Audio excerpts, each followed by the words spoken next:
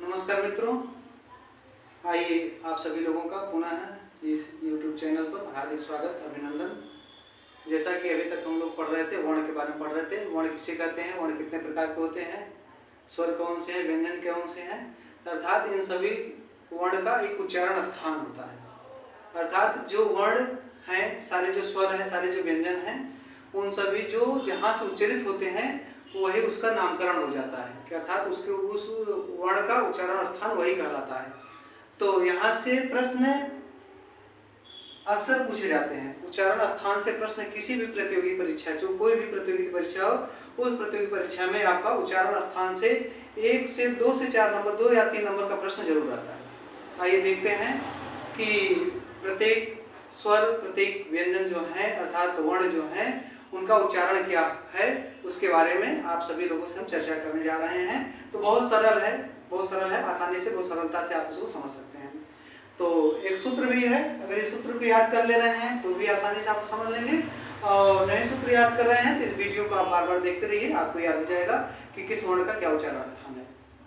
आइए देखते हैं क्या है सूत्र। क्या है, करा अकुह विसर्जनीय नाम कंठ। सूत्र, पहला सूत्र आपका है, यह कह रहा है अकुह विसर्जनीय नाम कंठ। करें अकु, आपको बताए थे, कु मतलब होता है क वर्ग, चु मतलब होता है च वर्ग, टू मतलब होता है ट वर्ग, या क वर्ग कहे कोई या कु वर्ग कहे तो आप क ख ग अंग कहेंगे। क वर्ग पूछे कोई तो क ख ग अंग, कु वर्ग कोई पूछे तो क ख ग अंग। तो यहाँ क्या दिया है, अकुह, यहाँ आप लिख लीजिए। यहाँ क्या कर रहा है, कु मतलब हो गया क ख ग घ और क्या अंग। कु मतलब क ख ग अंग, अर्थात अकु और क्या कर रहा है ह, यहाँ लिख लीजिए ह, और क्या कर रहा है विसर्ग। क्या कर रहा है, विसर्ग कर रहा है, अर्थात विसर्ग। कुह विसर्जनीय, क्या विसर्जनीय नाम, क्या नाम है इसका, कंठ, इसे कंठ कहते हैं। अर्थात अ क वर्ग और ह और विसर्ग का उच्चारण स्थान क्या है, कंठ है, इसलिए यहाँ लिखा गया है कुह विसर्जनीय नाम, इसका नाम है, किसका नाम है, अकुह, और विसर्ग का नाम है, क्या नाम है, कंठ है। आपसे प्रश्न पूछ सकता है कि अ का उच्चारण स्थान क्या है, तो आप कह सकते हैं कंठ है। ह का उच्चारण स्थान क्या है, कंठ है। विसर्ग का उच्चारण स्थान क्या है, कंठ है।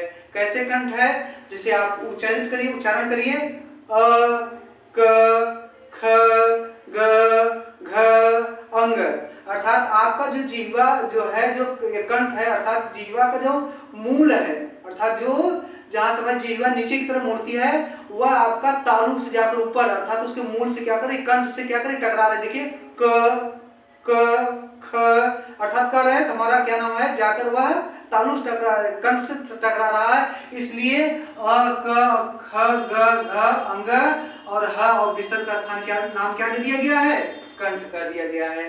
तो ठीक, आप लोग समझ गए। अर्थात यहाँ से प्रश्न पूछ सकता है आपको कि ग का उच्चारण स्थान क्या है, ह का उच्चारण स्थान क्या है, अर्थात कोई भी आपको वर्ण दे दे और पूछ सकता है इसका उच्चारण स्थान क्या है। आइए अब दूसरा देखते हैं क्या है। करा ईचु यसा नाम तालु, पहले का क्या था, कंठ, पहला क्या था आपका कंठ, दूसरा क्या कर रहा है, ईचु यसा नाम तालु, अर्थात क्या हो गया, इसमें क्या लिख सकते हैं आप, ई चु मतलब च वर्ग, च छ ज झ इ, क्या करेंगे, ई च छ ज झ और इ, करा ना, ई चू मतलब च वर्ग, पूरा च छ ज इ नहीं करा है, चू कह रहा है, चू मतलब च वर्ग, अर्थात ई चू और क्या करा है, बहुत महत्वपूर्ण है, य और सा मतलब सर, और क्या करा है, य और क्या सर, क्या नाम तालु, इसका क्या नाम है, तालु है, इसका क्या नाम है, तालु है। अर्थात इसको क्या कर सकते हैं, मान लीजिए कोई आपसे पूछे च का उच्चारण क्या स्थान क्या है, तो आप बताएंगे तालु है। कोई पूछे ज का उच्चारण स्थान क्या है, तालु है। ई का उच्चारण स्थान क्या है, तालु है। य का उच्चारण स्थान क्या है, तालु है। श का उच्चारण स्थान क्या है, तालु है। इसीलिए इसको बच्चों इसको तालव्य स कहते हैं। इसको क्या कहते हैं, बहुत महत्वपूर्ण है, ये प्रश्न पूछता है कि यह इसका उच्चारण, इस स का उच्चारण स्थान क्या है, तो आप बता सकते हैं तालव्य स है, अर्थात तालु है, तालु से उच्चारित होने वाले शब्द हैं।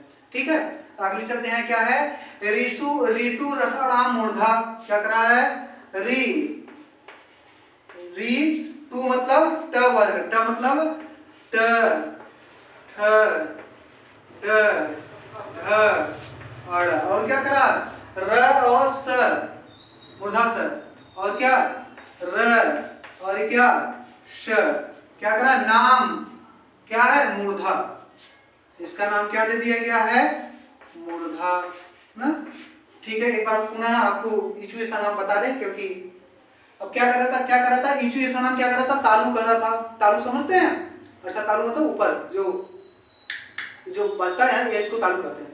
तो देखिए, तो अगर हम च छ ज पढ़ रहे हैं, जैसे क ख ग पढ़ रहे थे, ऐसे हम च छ ज पढ़े, क्या पढ़ सकते हैं, देखिए क ख ग घ अंग, अर्थात हमारा क्या कंठ से टकरा रहा है, इसलिए इसका नाम कंठ हो गया। लेकिन देखिए च छ ज पढ़ते हैं, देखिए च छ ज झ, हमारा जो जीवा जो है ऐसे तालु से क्या हो रही है, तालु से टकरा रही है, देखिए चिपक रही है, च बोलिए च छ ज झ इ, अर्थात हमारा क्या कर रहा है, तालु से टकरा रहा है, इसीलिए इसका नाम क्या पड़ गया था, तालु पड़ गया था। इसीलिए इसका उच्चारण स्थान क्या है, तालु है। अब देखिए इसका नाम क्या दे दिया गया, मूर्धा, किसका, ऋतु रसाणाम मूर्धा, अर्थात री ट ठ ड ढ अड़। अब देखिए हमारा जो जीवा का अग्रभाग है, जीवा का जो अग्र छोर है, देखिए ट ठ, अर्थात वो मुड़ कैसे कर रही है, ऐसे टकरा रही है, अर्थात मूर्धा अर्थात करते हैं, जो जीवा का आगे का भाग जो होता है उसको मूर्धा कहते हैं, अर्थात मूर्धा टकरा रहा, मूर्धा ट ठ ड ढ अड़ र और श, इसलिए इसका क्या नाम दे दिया गया है, मूर्धा। अर्थात जो स्वर व्यंजन या कहीं जो वर्ण जहां से उच्चारित होते हैं, वही उसका क्या का नामकरण हो जाता है, वही उसका नामकरण हो जाता है। बहुत सरल है, कठिन नहीं है, बस एक बार आप लोग पढ़ लीजिए, देख लीजिए उच्चारण स्थान समझ लीजिए कि कौन कौन सा स्थान है, स्थान के बाद अगर समझ जाएंगे तो आप बता सकते हैं कि इसका क्या उच्चारण स्थान, इसका क्या उच्चारण स्थान है। तो देखिए ट ठ ड ढ अड़, अर्थात हमारा मूर्धा, हमारे जीवा का जो आर्क का छोर है वो मुड़ के टकरा रहा है, इसलिए इसका नाम दे दिया गया, मूर्धा दे दिया गया है। और सबसे महत्वपूर्ण क्या है, ये स है, इसको मूर्धा स बोलते हैं। ये भी प्रश्न में अक्सर पूछता है कि जो मूर्धन्य स है, जिसको खटपड़वा सा हम लोग बोलते हैं, इसको मूर्धा स कहा जाता है। तो अगला फिर देखते क्या है, ऋतु, देखिए है लिखा बच्चों, लृ तू लसा नाम, लृ मतलब लृ और तू मतलब त थ द न, त थ द ध न, और क्या करा है, ल सा, अर्थात ल और स, नाम क्या है, दंत। इसका क्या नाम दे दिया गया है, दंत दे दिया गया। कैसे, देखिए अब हमारे जीवा जो अभी तक कंठ को टकरा रही थी, तो उसको कंठ दे दिया गया, तालु को टच कर रही थी तो तालव्य कह दिया गया कि तालु से उच्चारित होने वाले वर्ण हैं, और जीवा जब मुड़ कर टकरा रही थी तब हम उसको क्या कहते थे, मूर्धा कह दे रहे थे। अब देखिए हमारा जीवा किसको टच कर रही है, देखिए त थ द ध न, अर्थात हमारा जो जीवा है दांत के अंतिम छोर, जो दांत का ये छोर है, अर्थात दांत को टच कर रही है। देखिए बोल के देखिए त थ द ध न, अर्थात हमारा जीवा दांत को टच कर रहा है, इसलिए इसका क्या नाम दे दिया गया है, दंती, दंत।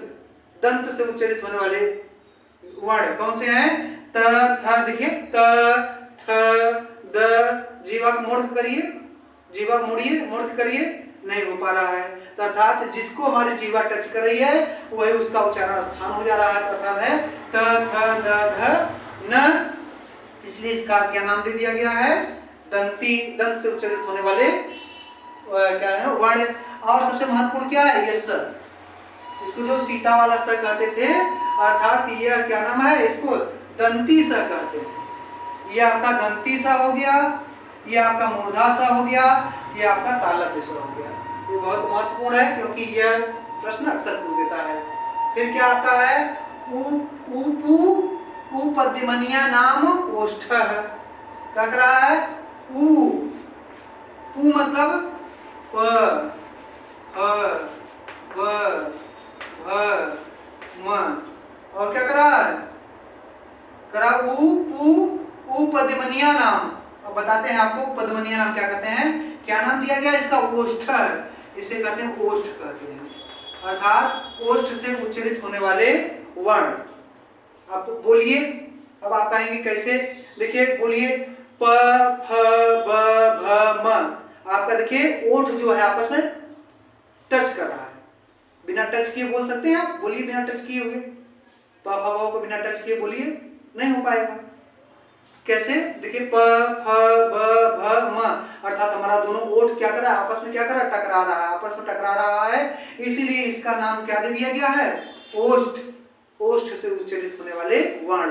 और आप कह सकते हैं कि सर ऊ जो है वह तो ओठ टकरा नहीं रहा है, ऊ बोलिए ऊ टकरा नहीं रहा, लेकिन ओठ दोनों ओठ क्या कर रहा है आगे बढ़ ऊ हो रहा है, अर्थात ऊ ओठ का ही सहयोग लिया जा रहा है, इसलिए ऊ का भी उच्चारण स्थान और प फ ब भ म का उच्चारण स्थान क्या है ओष्ठ है, इसलिए ओष्ठ से उच्चारित होने वाले ये सब क्या है वर्ण है।